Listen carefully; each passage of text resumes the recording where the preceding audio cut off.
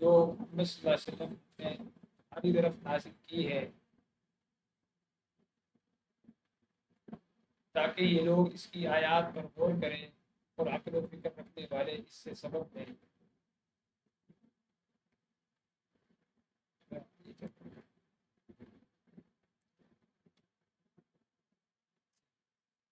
حدیث پاک خیرکم من تعلم القرآن وعلمہ، ان میں سے بہترین لوگ وہ ہیں جو قرآن سیکھیں اور سکھائیں۔ اس میں حفظ کرنا بھی مراد ہے، تجوید سیکھنا بھی مراد ہے، اور قرآن کو سمجھنے کے لیے اس کی زبان سیکھنا بھی مراد ہے۔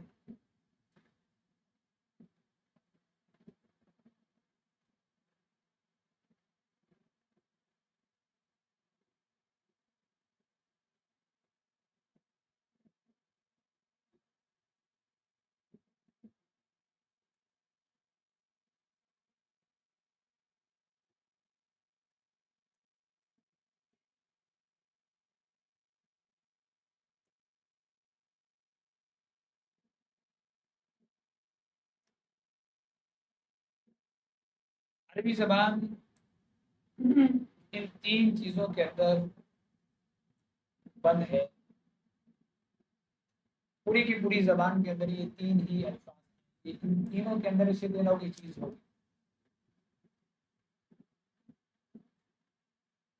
اسم کسی شخص، جگہ یا چیز کا نام، اور کسی بھی چیز کے بدلے میں آنے والا لفظ، کسی بھی چیز کی تعریف بیان کرنے والا لفظ، کسی عمل کی کب کیسے اس کی اطلاع دینے والا لفظ، اور کسی دوسرے لفظ کا محتاج نہ رہنے والا لفظ، یہ سارے کے سارے اسم کی تعریف میں شمار ہوتے ہیں۔ نمبر دو، فعل، عمل اور زمانے کو ظاہر کرنے والا، یہ ہمیشہ عربی کی زبان کے اندر یہ فعل سے ہی کردار ادا ہوگا کہ یہ کام کب ہوا، یہ فعل بتائے گا، یعنی آگے ہوگا یا گزر گیا ہے، فعل کے لفظ سے پتہ چلے گا۔ اور تیسرا حرف، وہ جملوں کو جوڑنے والا لفظ، اسے حرف کہتے ہیں۔ اب اس کی مثال پہ آ جائیں، بسم اللہ الرحمن الرحیم۔ اب با ایک حرف ہے، اور آگے اسم، وہ خود بھی اسم ہی ہے اور نام بھی اسم ہے، بسم اللہ اسم، لفظ اللہ یہ بھی اسم ہے، لفظ رحمان یہ بھی اسم ہے، لفظ رحیم یہ بھی اسم ہے۔ جیسے میں اس کا ترجمہ کرتا ہوں کہ اللہ کے نام سے جو بڑا مہربان نہایت رحم والا ہے۔ آپ بتائیں اس میں کوئی زمانہ ہے؟ کوئی زمانہ اس میں ذکر کیا میں نے؟ اللہ کے نام سے جو بڑا مہربان نہایت رحم کرنے والا ہے، اس میں کوئی زمانہ نہیں ہے، کوئی زمانہ نہیں ہے، گویا کہ اس پورے جملے میں فعل ایک بھی نہیں ہے، بسم اللہ کے اندر ایک بھی فعل نہیں۔ اچھا دوسری طرف آ جاتا ہوں، اعوذ باللہ من الشیطان الرجیم، اس کو نوٹ کریں نا، تاکہ بسم اللہ آپ لکھیں، آگے دیکھیں اس میں فعل نہیں ہے، تاکہ بعد میں پھر آپ کو یہ چیزیں ذہن میں رہیں گی۔ اب دوسری مثال دے رہا ہوں تعوذ کی، اعوذ باللہ من الشیطان الرجیم، میں پناہ مانگتا ہوں، فعل آ گیا۔ عمل اور زمانہ دو کام جس چیز کے اندر آئیں گے وہ فعل کہلائے گا۔ عمل ہوا نا، پناہ مانگنا، ابھی مانگتا ہوں، اللہ کی پناہ مانگتا ہوں شیطان سے، الرجیم مردود سے۔ تو پورے قرآن کی کوئی بھی آیت آپ اٹھا لیں، عربی کا کوئی بھی جملہ اٹھا لیں، وہ ان تین چیزوں کے درمیان بند ہوگا۔ اعوذ فعل ہے، باللہ میں با حرف ہے، لفظ اللہ اسم ہے، من الشیطان من یہ حرف ہے، الشیطان یہ اسم ہے، الرجیم یہ اسم ہے۔ آگے اس کی وضاحت انشاءاللہ آپ کے سامنے مزید آئے گی، آپ کو مزید انشاءاللہ بات سمجھ آئے گی۔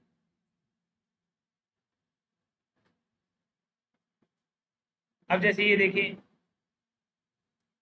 اسی بات کو دوبارہ دہرایا، اسم کسی جگہ، شخص، جنس یا اس کی صفت کا نام، کام کرنے کا مفہوم پایا جائے، زمانہ نہ پایا جائے، جیسے چلنا، کام کا کرنا ظاہر ہو اور تینوں زمانوں میں کوئی ایک زمانہ پایا جائے، جیسے وہ گیا یعنی کب گیا، کچھ دیر پہلے گیا،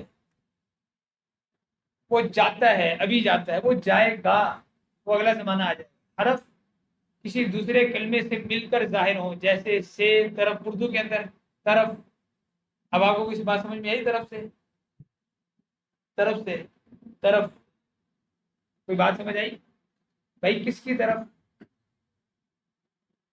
سے؟ بھائی کس سے، کہاں سے، کیسے؟ بات مجہول ہے، تو حرف اسے ہی کہتے ہیں، اردو میں بھی حرف ہے اور عربی کے اندر بھی ہے۔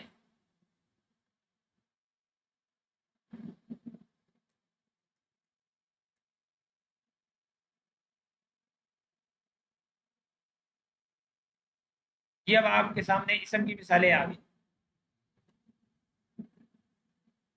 مکہ، حامد، لبن، دودھ، فاسق، بدکار، قتل، مار ڈالنا۔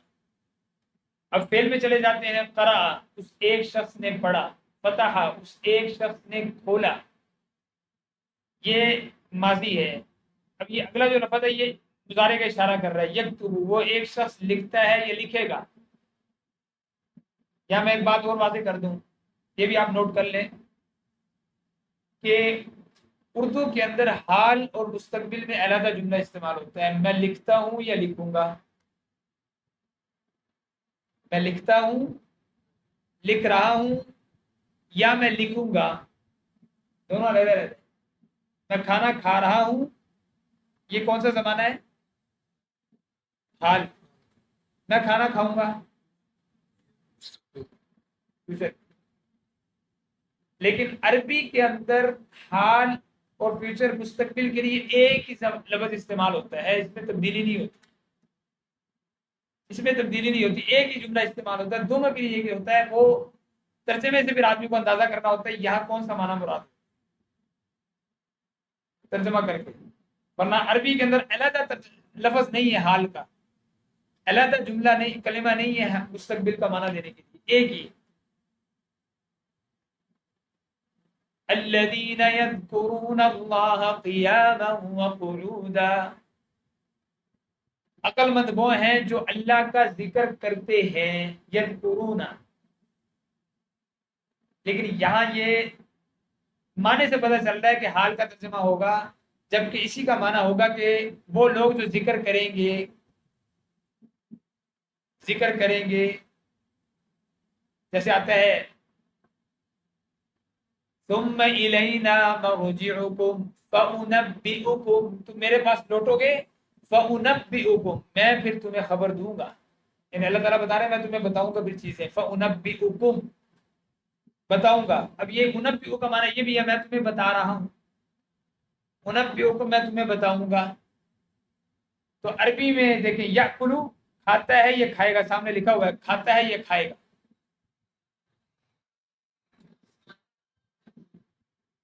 اس کے بعد حرف کی مثال من، الی، فی، وہی اردو میں جو ہے سے، تک، میں۔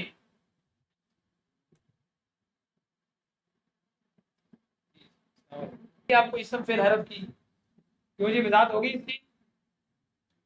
اسم فعل حرف، اسم کا معنی، اسم بتائے برائے معنی، فعل برائے زمانہ، اور حرف خالی، یعنی کہ اس کے ساتھ کوئی ہوگا تو وہ اپنا کردار ادا کرے گا ورنہ نہیں کرے گا۔ ان کو آپ ذہن نشین رکھیں گے، انشاءاللہ آپ کو آگے جب عربی کی چیزیں سامنے آئیں گی پھر آپ کو سمجھ آتا جائے گا۔ اچھا یہ اگلی بات ایک اور بھی اہم ہے، اس کو بھی ہم سمجھ لیتے ہیں۔ اب آپ دیکھتے ہیں پورے قرآن کے اندر حرکتیں ہیں کہ نہیں ہے، حرکات، یہ دنیا کی واحد زبان ہے جو حرکات کی بادشاہ ہے، حرکات کے بغیر یہ چلتی نہیں۔ ایک قرآن پاک کے اندر ایک حرف اوپر سے ایک زبر زیر اوپر نیچے آپ کر دیں معنی بدل جائے گا، معنی بدل جائے گا۔ جیسے صراط الذین، آگے کیا ہے؟ انعمت، اگر آپ انعمت پڑھ لیں گے آپ کی نماز نہیں ہو، نماز ختم۔ اتنا بڑا فرق پیدا ہوا ہے کہ آپ نے کلمہ کفر کہہ دیا. اہدنا الصراط المستقیم، اے اللہ مجھے سیدھے راستے پر چلا. صراط الذین انعمت، ان لوگوں کے راستے پہ جن پہ تو نے انعام کیا ہے. تو کا معنی ہے جن پہ میں نے انعام کیا ہے. تا اور تو حرکات یہ عربیت کے اندر سب سے بڑا کردار ادا کرنے والی. تو حرکات کی پہچان ہمیں ہونی چاہیے. اب یہ دیکھیں آپ، الکتاب وہ ایک جملہ یہ سامنے لے کر آئے، اس میں انہوں نے اعراب لگائے ہوئے. حرکات کسے کہتے ہیں؟ زبر زیر پیش تنوین، انہیں حرکت کہتے ہیں. اس کی جمع ہے حرکات. زبر زیر پیش تنوین، ان کو حرکات کہتے ہیں. اچھا، اعراب کسی لفظ کے آخری حرف کی حرکت کو حرکات کہتے ہیں، اعراب کہتے ہیں. اعراب اب آپ دیکھیں الکتاب میں حرکات، الف کے اوپر، لام کے اوپر سکون، کاف کے نیچے حرکت، تا کے اوپر حرکت، اور با کے اوپر جو حرکت ہے اس کو اعراب بھی کہتے ہیں. اصل میں اعراب آپ سے متعلق نہیں ہے، لیکن میں آپ کو یہ واضح کر دیتا ہوں کہ ہمارے یہاں جو عربی گرامر پڑھی جاتی ہے درس نظامی کے اندر تفصیل کے ساتھ، وہاں پر اتنی تفصیل کی جاتی ہے کہ مثال کے طور پہ بسم اللہ الرحمن الرحیم. اچھا جی، یہ لفظ اسم مجرور کیوں ہے؟ بسم اللہ ہے نا. پھر لفظ اللہ مجرور، لفظ اللہ پہ زیر کیوں ہے؟ بسم اللہ ہی. الرحمانی، یہ زیر کیوں آئی؟ الرحیمی، یہ زیر کیوں آئی؟ ہمارے یہاں عربی گرامر کے اندر اس چیزوں کا جاننا، اس کا جواب دینا، یہ ایک اسٹوڈنٹ کے لیے ضروری ہے.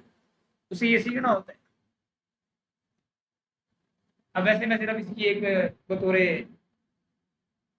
سیکھنے کے نہیں، کیونکہ آپ سے اوپر کی بات ہو جائے گی، آپ کہیں گے پتہ نہیں کون سی باتیں شروع ہو گئی. لفظ با، حرف با جو ہوتا ہے عربی کے اندر، یہ اپنے بعد والے لفظ کو زیر دیتا ہے. یہ اصول ہے. بسمی، تو با آیا اس نے اسم کو زیر دے دی. بسمی. عربی کا قاعدہ ہے کہ مضاف اور مضاف الیہ جہاں پہ استعمال، مضاف مضاف الیہ، آپ یوں سمجھ لیں میری کتاب، میں مضاف، کتاب مضاف الیہ. اس کی کتاب، اس مضاف، کتاب مضاف الیہ. اس کا قلم، وہ مضاف، قلم مضاف الیہ. میری مسجد، میری مضاف، مسجد مضاف الیہ. یعنی جس چیز کی نسبت کسی کی طرف کر کے کریں گے نا، وہ مضاف مضاف الیہ کہلاتا ہے. ہمارا گھر، ہمارا مضاف، گھر مضاف الیہ. یعنی جس کی طرف نسبت کی گئی ہماری، وہ کیا تھا؟ گھر. ہمارا گھر. میری گاڑی، حنیت کی گاڑی، حنیت مضاف، گاڑی مضاف الیہ. زاہد کی بائک، زاہد مضاف، بائک مضاف الیہ. اب اسم زیر کیوں آئی؟ بات کی وجہ سے. اچھا، لفظ اللہ، اس پہ زیر کیوں آئی؟ کہ یہ اسم کا مضاف الیہ ہے. بسم اللہ، اللہ کے نام سے، اللہ کے نام سے. اچھا جی، اللہ پہ زیر آ گئی، سمجھ آ گئی. الرحمن پہ زیر کیوں آئی؟ الرحمن لفظ اللہ کی صفت ہے، اور عربی میں قاعدہ ہے کہ جو اعراب موصوف کے ہوتے ہیں صفت کے بھی وہی اعراب ہوتے ہیں. رجل عالم، رجل قارئ. میں رجل، رجل مرفوع ہے یعنی پیش ہے، تو میرے ساتھ جو میری صفت آئے گی اس پہ بھی پیش ہوگی.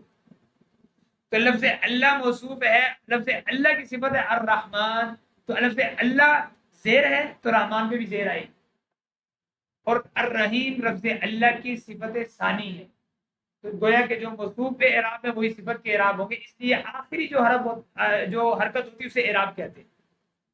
بسم اللہ الرحمن الرحیم، جو میں نے ایک مثال دے کر آپ کو واضح کر دی.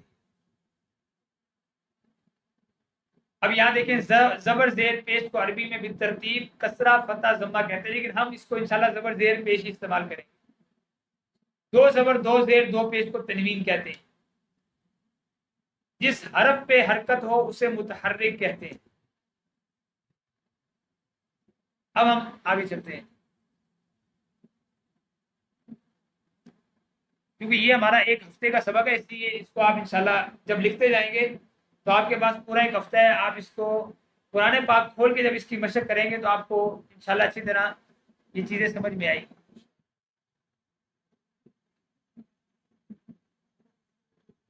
یہاں پہ ایک قاعدہ اور ہے، یہ بات بھی آپ سمجھ لیں۔ اکثر آپ نے قرآن پاک میں بھی دیکھا ہوگا الف اور حمزہ علیحدہ علیحدہ چیزیں ہیں۔ دوران قاعدے میں آپ نے پہلی تختی پڑھی، الف شروع میں تھا، آخر میں حمزہ علیحدہ آیا،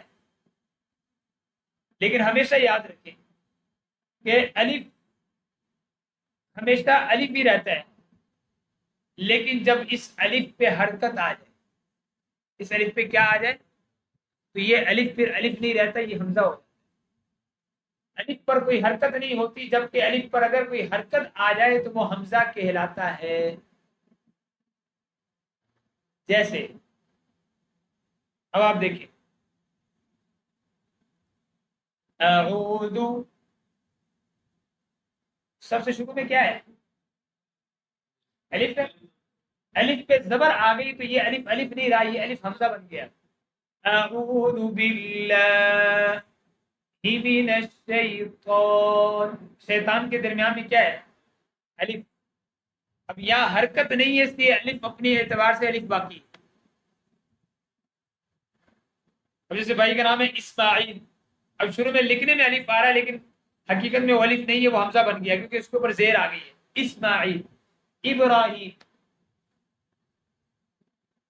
الرحمن، حالانکہ لکھنے میں شروع میں بھی الف ہے اور درمیان میں بھی رحمان میم کے بعد الف آیا ہے، لیکن حقیقت میں پہلا حرکت کی وجہ سے حمزہ بن گیا، درمیان والا الف باقی۔ یہ اصول یاد رکھیے گا، پورے قرآن میں اسی طرح استعمال ہوتا ہے۔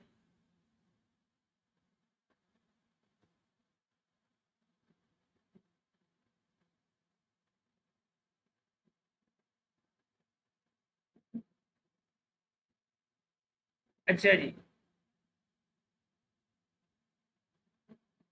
یہاں پہ اچھا جی ہم نے حرکتیں پڑھ لی، کتنی حرکتیں ہیں؟ تین، کون کون سی؟ زبر زیر پیش، کتنی حرکتیں؟ زبر زیر پیش، چوتھی بھی ایک اور، تنوین، تنوین، دو زبر دو زیر دو پیش، اس پورے مجموعے کو تنوین کہتے ہیں۔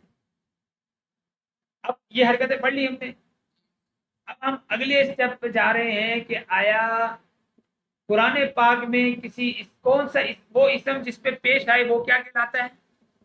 وہ اسم جس پہ زبر آ جائے وہ کیا کہلاتا ہے؟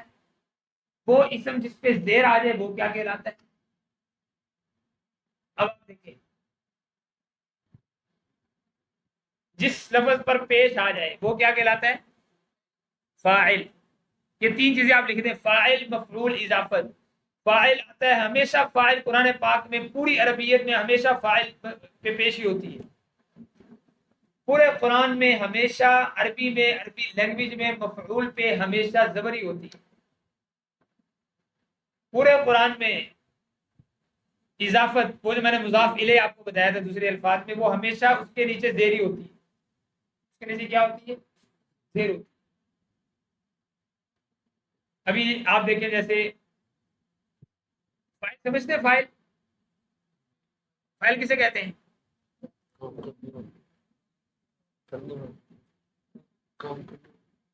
کسے کہتے ہیں؟ کام کرنے والے کو فائل کہتے ہیں۔ انگلش میں کیا کہتے ہیں؟ سبجیکٹ، فائل کرنے والا۔ جیسے وہ کھاتا ہے، وہ پیتا ہے، وہ چلتا ہے۔ جواد نے نماز پڑھی، جواد نے، آپ بتائیں اس میں فائل کون ہے؟ مفعول کون ہے؟ فعل کیا ہوا؟ پڑھنا۔ جواد نے نماز پڑھی، پڑھنا فعل ہوا، جواد فاعل ہوا، نماز مفعول، جو فعل واقع ہو اسے مفعول کہتے ہیں۔ اس کو دوسری آسان مثال میں بتا دیتا ہوں۔ شاہد نے عمر کو مارا، شاہد نے بتائیں اس مثال میں فاعل کون ہے؟ شاہد ہے. اور مفعول کون ہے؟ عمر، کیونکہ عمر کے اوپر مار واقع ہوئی ہے. اور فعل کیا تھا؟ مار. فعل کیا ہے؟ مار. تو پوری عربی کے اندر یہ اسی طرح ہی بات چلتی ہے. اب ہم چلتے ہیں